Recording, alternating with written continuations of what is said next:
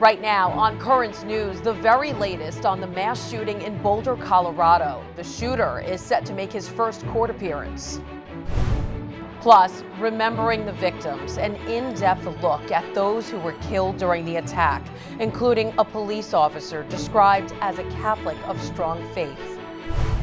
Pope Francis names a prominent abuse survivor and whistleblower to a Vatican panel to protect children. And Brooklyn is falling behind other boroughs in terms of vaccinations.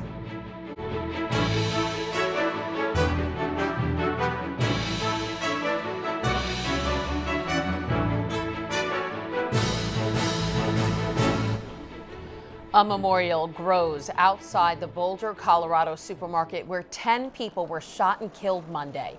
Residents are leaving flowers and saying prayers. Good evening, I'm Christine Persichetti. The suspect in the mass shooting makes his first court appearance Thursday. As the community mourns, they are still waiting for answers and the motive behind the violence. Daryl Forges has more. An investigation is underway into Monday's mass shooting at King Soopers in Boulder, Colorado. This is going to take time, and we're going to see justice prevail. The suspect, Ahmad Alissa, is set to make his first court appearance Thursday as questions mount over the motive. I just don't know why he would choose this way to get his point across.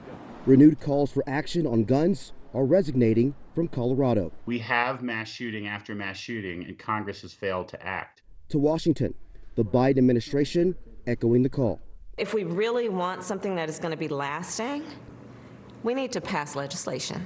While many Republicans argue stricter gun laws are not the solution. With regard to the gun legislation over in the House, I don't think it would address this issue. The mayor of Boulder says an assault weapons ban may have made a difference in his city. I can say this, it wouldn't have hurt, and probably would have helped. A city now home to growing memorials for the 10 community members lost to gun violence. In Boulder, Colorado, Daryl Forges, Currents News. One of the victims of that shooting, Officer Eric Talley, is being remembered by the Catholic community he loved.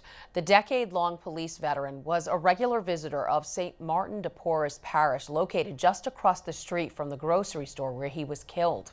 Though he was not a parishioner there, he often took part in their events. In a statement, Archbishop Samuel Aquila of Denver says Officer Talley was, quote, a man of character and strong faith, a loving father to 7 children, a husband who cared deeply for his family, and a soldier for Christ.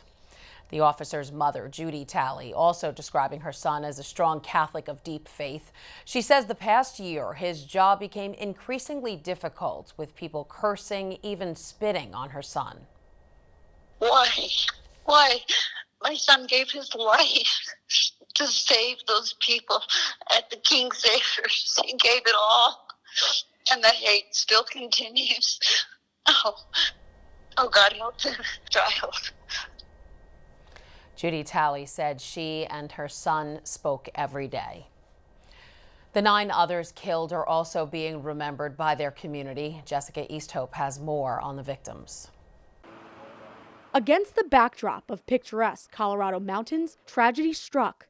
10 people, their ages spanning from 20 to 65, were killed while working and shopping at the King Soopers grocery store in Boulder. He went in the store. Walking into the grocery store, Ricky Olds would be one of the first people you'd see as the front-end manager. She's giggly and bubbly and just you couldn't be sad around her. She wasn't having it. Ricky was gunned down alongside 2 of her co-workers, King Soopers employees Terry Liker and the youngest victim, 20-year-old Denny Stong. I immediately had a ball drop in my gut. I knew that something was not right. Officer Eric Talley, 51. Boulder police officer Eric Talley, who was killed, was one of the first members of law enforcement to get to the store where Trelona Bartkowiak was shopping. She managed a local yoga and accessory store and was recently engaged. She was just always a caring, giving, wonderful person that I'm just devastated. Kevin Mahoney was described as a dad to everyone, but no one was more devastated by his passing than his own daughter, Erica, who took to Twitter to express her heartache, writing, quote, "My dad represents all things love." Families and friends in mourning over a senseless act of violence. Now their loved ones live on in their memories. Jessica Easthope, Currents News. Catholic bishops echoing President Biden's calls for gun control in the wake of the shooting. The president is urging Congress to pass restrictions, including expanded background checks and a ban on assault rifles and high-capacity magazines. Catholic bishops agreeing with the president, saying, quote, "The bishops have long promoted prudent measures of gun control to limit mass shootings and other gun homicides and suicides, and we stand by those positions." In the meantime, the president is allocating more money to opening schools safely. He's expected to announce the $81 billion during a summit hosted by the Department of Education. The funds will come from the $1.9 trillion COVID relief package. The Department of Health and Human Services will also invest $10 billion to help schools screen students and staff for COVID. New York Governor Andrew Cuomo is focusing efforts on the state's recovery post-COVID. We have to rebuild New York. We have to stimulate the economy. The public sector has to stimulate the private sector. And it is going to be a function of how good we are at doing that. The governor says a pivotal part of rebuilding New York is creating a better infrastructure in the event of another public crisis. As more people are vaccinated in New York City, some communities are falling behind others, particularly neighborhoods in the Diocese of Brooklyn. Emily Druby spoke with health experts to find out why. Lines of people around the corner waiting for one of the country's most precious commodities, a COVID vaccine. But distribution hasn't been even. The vaccination rate among the Black community is still lagging. 28 and 26% of the Asian and white communities have been vaccinated, but only 15 and 14% of the Black and Latino communities have been. Location has also been a factor. City data shows while in Manhattan, 34% of people have received at least one shot, that number drops down to only 23% in the Bronx and Brooklyn. The difference is stark on the east side. In historically lower income areas like Central and East Harlem, only 12 to 15% are fully vaccinated. But just down the road on the Upper East Side, those numbers jump from 26 to 31%. One reason, the difficulty of scheduling an appointment. So those that may be working from home and have the ability to spend 30 minutes every morning at 7 a.m. trying to get an appointment is a lot different from someone who's working in a service industry where they need to be out the door at 6 a.m. and at work at 7. Dr. Shani Andre says adding weekends and off-hour slots at vaccination sites helps address this. She's the medical director for the Floating Hospital, a nonprofit which provides free health care to those in need. She also says education is crucial. The Floating Hospital has been busing seniors in to get the shot. They've also focused their vaccine and education efforts to target those populations that are either public housing, homeless, or limited English proficiency, and just making sure that we are offering first to those communities. This city is trying to address the discrepancies too, announcing community pop-up vaccination sites. This is why we open so many NYCHA centers, churches, house of prayer, and the Yankee Stadium in the Bronx with the people from the Bronx. Access is key, explains Dr. Ramon Talaj. He's the board chairman of Somos Community Care, which provides medical services to those in underserved communities. He was on hand as Governor Andrew Cuomo announced the Roll Up Your Sleeve campaign, where houses of worship can sign up to host pop-up vaccination sites. It launches in April. Somos is also pushing the state to allow community doctors to give out shots so people feel more comfortable. In Brooklyn, Emily Druby, Currents News. Police are looking for a man who shouted anti-Asian slurs at a woman on a Queens subway. The NYPD says this man began hurling anti-Asian remarks at the woman on the 7 train in Flushing. Investigators say the man then slapped her phone out of her hand and smashed it into the ground. She wasn't hurt. The NYPD Hate Crimes Task Force is investigating the incident. New York State is seeing more acts of Asian discrimination than almost any other state, according to the Stop AAPI Hate National Report. The study looks at the number of incidents reported from March of 2020 to February of 2021. New York received 517 reports of racial discrimination, the second highest state in the country after California, which saw close to 1,700 cases. Breaking down the incidents reported, Chinese people were the largest group to experience hate at just over 42%. Following that were Korean people at 14.8%, Vietnamese people at 8.5%, and Filipinos at 7.9%. Asian Americans are victims like everybody else. And so it's sad that we see this happening and all these hate crimes against Asians happening in our city. Father Vincenzus Doe, the leader of the Catholic Chinese apostolate in the Diocese of Brooklyn, says awareness is key and encourages anyone who has experienced discrimination to call the police and reach out to their local parish for help. Virginia has abolished its death penalty. The Commonwealth has executed more people than any other state and is now the 23rd to end capital punishment. Virginia bishops are praising the move, saying in part, quote, "As we move forward, we embrace this hope-filled new beginning. We supported this historic legislation as it progressed through the General Assembly because all human life is sacred." Over at the Vatican, Pope Francis has appointed a prominent clergy sex abuse survivor and advocate to a special role. Juan Carlos Cruz is now a member of the Pontifical Commission for the Protection of Minors, an institution that works to protect children and the vulnerable. Cruz was sexually abused by Fernando Caradima, a former prominent Chilean priest. Caradima was laicized or removed from the priesthood by Pope Francis in 2018. Cruz was the main whistleblower and continues to be an advocate for survivors in Chile. Still ahead in this newscast, editor at Crux, John Allen, will put Cruz's Vatican appointment into context, the significance of the appointment, and what this means for the church. Still to come right here on Currents News, the death toll continues to rise at a refugee camp following a massive fire, the latest on recovery efforts. Plus, the pandemic has hit immigrants in the U.S. hard, as well as their family back home, who they send money to. Before we go to break, a memorial to the victims of the Boulder shooting.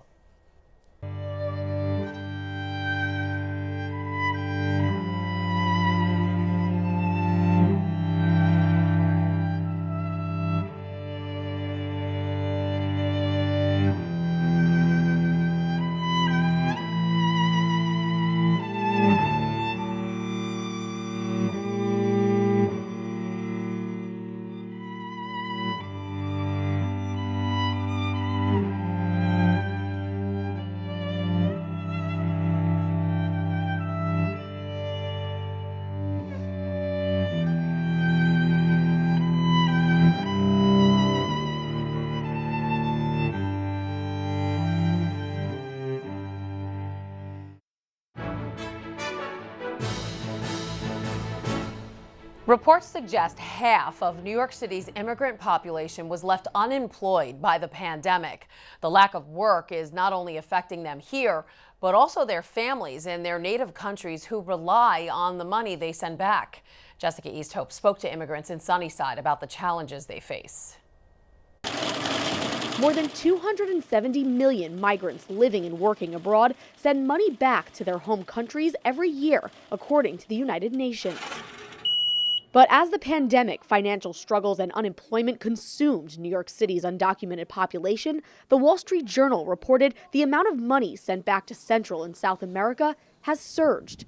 So how? That's why I try to control here, don't buy nothing extra, and we'll be able to send something.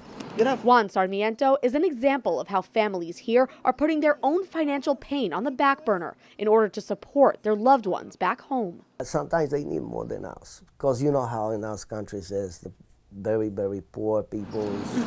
Juan kept his job with a pest control company throughout the pandemic, but with rising prices of food and utilities, his family has done without in order to send money home to Ecuador to family who takes care of his mom, who had a stroke nearly 2 years ago. She needs attention like almost 24 hours a day. Sometimes it makes me cry, but the main thing is my family. But there's a flip side to this coin. The family depend on my money. And me not working is terrible because the bill's not waiting. I pay.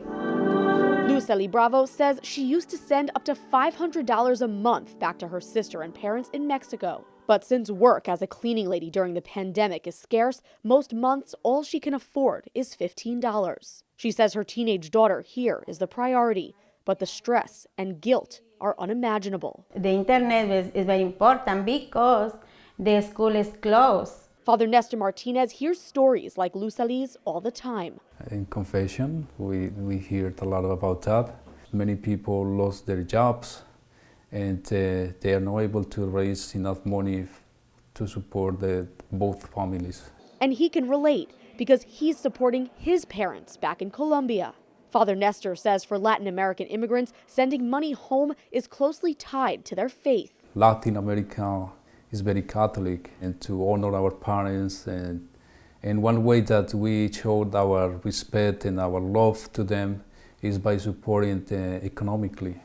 In spite of the hardship the pandemic has put on immigrants here in the United States, Latin American families are determined to not let it reach home. In Sunnyside, Jessica Easthope, Currents News. More than 50,000 people are homeless after a fire at the world's largest refugee settlement in Bangladesh. The flames at the Rohingya camp Monday night killed at least 15 people. 400 others remain missing. The United Nations Refugee Agency says more than 500 people were injured during the fire. A majority of the people in the camps fled Myanmar in 2017 amid a military-led crackdown on the Rohingya. Pope Francis was in Myanmar that year and paid special attention to their plight during his trip. The Holy Father calling the refugees the presence of God today. He also asked the world to help Bangladesh, which has welcomed 1 million Rohingya fleeing from Myanmar. Now back to one of our big stories today. Pope Francis has named a whistleblower and clergy sex abuse survivor to an important panel that advises the Pope on the best ways to protect children from abuse. John Allen, editor at Crux, joins us now from Rome to talk about Juan Carlos Cruz's appointment to the Pontifical Commission for the Protection of Minors. And John, there are other abuse survivors on this Vatican panel, which Pope Francis set up in 2013. So why is it so significant that Juan Carlos Cruz was appointed? Hi, Christine. Well, I think let's begin with this. Pope Francis today reappointed all of the members for the Pontifical Commission for Minors and added Juan Carlos Cruz to that mix. So I think this has to be read as a massive papal vote of confidence in this body that he created, as you say, in 2013, to be sort of his tip of the spear for reform when it comes to clerical sexual abuse. Juan Carlos Cruz is a survivor of abuse by an infamous pedophile priest in Chile by the name of Fernando Caradima. And famously, at the beginning, Pope Francis didn't believe that any of this was true. Pope Francis publicly defended a bishop that he had appointed, despite the fact that this bishop was known to have covered up for Caradima, and despite Cruz's criticism. Pope Francis then dispatched a couple of very trusted investigators to Chile after his trip there. These investigators came back and told him, actually, this is all true, and you need to take this seriously. So Pope Francis did a 180, and as a result of that experience, there's probably no survivor of clerical abuse who has the Pope's ear to a greater degree and who has shaped Francis's approach to this crisis to a greater degree than Juan Carlos Cruz. So this is, in effect, the Pope saying, this organization that I created at the beginning of my papacy that still has my confidence, I want it to play an even larger and more significant role going forward. So I'm going to name the survivor I trust the most to be part of the mix. Interesting. Now, another survivor, Marie Collins of Ireland, actually resigned from the panel in 2017. Will Cruz have more success then in making change? It remains to be seen. I mean, look, it is a tough spot when an advisor is appointed, or when a survivor, rather, is appointed to an official church gig, right? Because on the one hand, they have to represent the survivor community and the legitimate expectations, frustrations, and pain of that community. On the other hand, as part of an official church entity, they also have to acknowledge that the Catholic Church has its own logic and its own rhythms, and things often don't change as quickly or as dramatically as many people would like. I think the big difference with Cruz is that everyone knows he has the Pope's ear and the Pope's confidence. And so in that regard, he's probably in a slightly stronger position to make the case for change than another survivor might be. You touched on this a little bit before, but what does this appointment say about the Pope's commitment to eliminating clergy abuse in the church and protecting children? Oh, I think it's absolutely sincere, and I think that has been clear probably from the beginning. Now, there have been some contradictions and half measures along the way, as is perhaps inevitable, but I think for the most part, it has long been abundantly clear that Pope Francis wants real change when it comes to clerical sexual abuse. I think this is simply the latest confirmation of it. In the person of Cruz, it is also a confirmation that he wants victims and survivors to be at the forefront of that effort. Okay, John Allen, editor at Crux, thanks so much for your analysis. You're welcome, Christine. The Vatican will have subdued celebrations for Holy Week and Easter for the second year in a row due to coronavirus restrictions.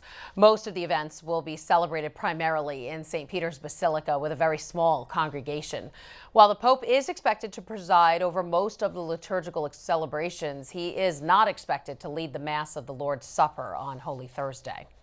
In the Diocese of Brooklyn, the tablet is helping you find a service in your area this Holy Week. The paper has a full list of masses and vigils from a variety of parishes all around Brooklyn and Queens, starting from Palm Sunday and ending with Mass on Easter Sunday.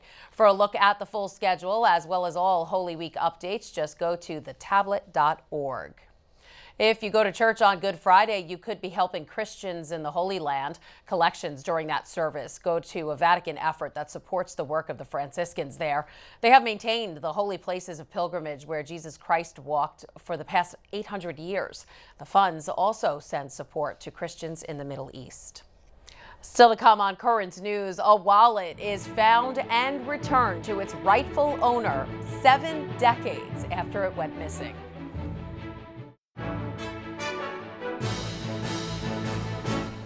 The Diocese of Brooklyn's Emergency Task Force is being honored again for their hard work during the height of the pandemic. While others were hunkering down, the group brought vital help to those in need during the COVID-19 pandemic, delivering countless PPE to hospitals, frontline workers, and first responders. The task force was given the prestigious award by Suffolk County Executive Steve Ballone. A Virginia school district was able to track down a former student and return her wallet nearly 70 years after it went missing. There's a calendar from 1951. Contractors found the wallet while renovating a middle school's gym, and while the wallet barely survived the test of time, school officials were able to find the original owner, who has been living in Connecticut since 1957. Well, it was absolutely shocking when I learned about it. So, just very surprising, but interesting. She says she dropped the wallet down a hole during the 1951-52 school year when she was 16 or 17 years old. And now, at 85, she's looking forward to flipping through the pages of the past together with her children and grandchildren. Very cool. And that is Currents News. I'm Christine Persichetti. Thank you for joining us, because we are putting your faith in the news. Hope to see you again next time.